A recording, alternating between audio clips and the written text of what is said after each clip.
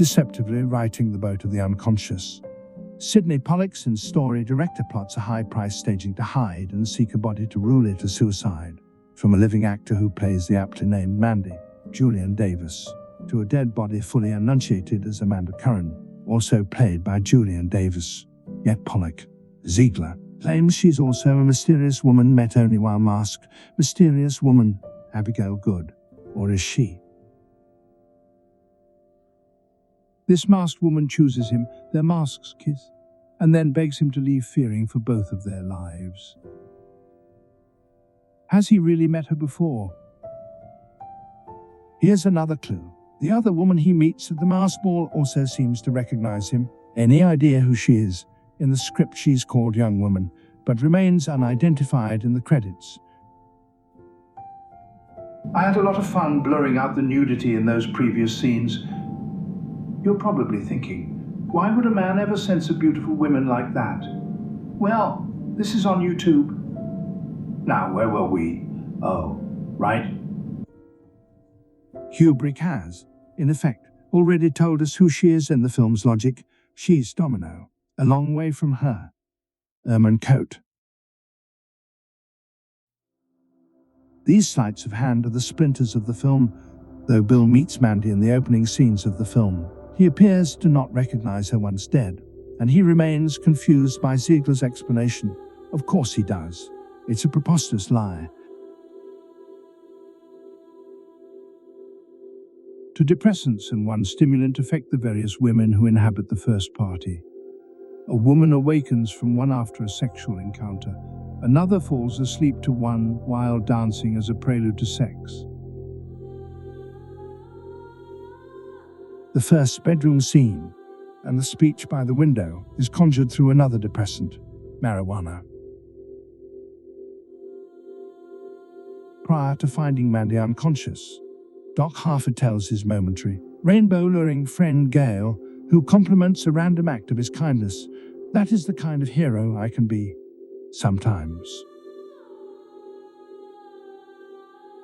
Once inside Ziegler's bathroom, we discover just what kind of hero Harford really is.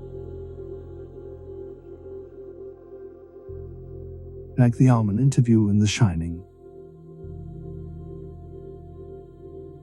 Here, Harford is offered the film's central decision once he finds Mandy on the verge of her overdose, just as Jack Torrance should have recognized the hotel's obvious malevolent distortions. Bill should be aware of the monstrous party he's entering.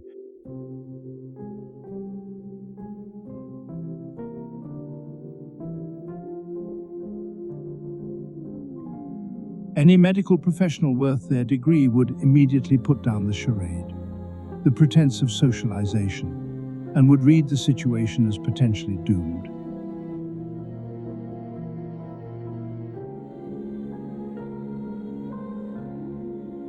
A callous man has just finished fucking an overdosing woman. He both barely remembers her name and is noticeably displeased once told he should protect her for a few hours.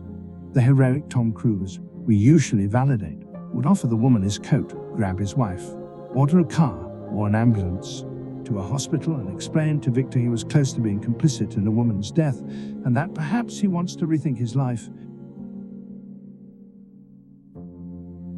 Instead, he performs the most cursory examination in medical history. The precision of Kubrick's chemo jerk is crucial. He brings along the audience's complicity in protecting Ziegler. He slyly reframes Bill's heroism. Bill's playing apologist to Victor's indirect criminality, which later becomes direct. That is the hero. Harford can be, sometimes. He appeases the status quo to uphold its psychic value, which he is part of or pretends to be. Or more accurately, he plays upholding parts in films.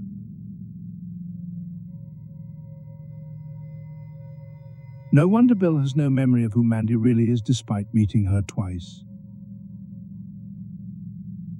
Buried in the film are visual explanations for these memory faults. The film's been rigged with some jarring alternate framings to loosen our connection to any kind of reality in millennial New York.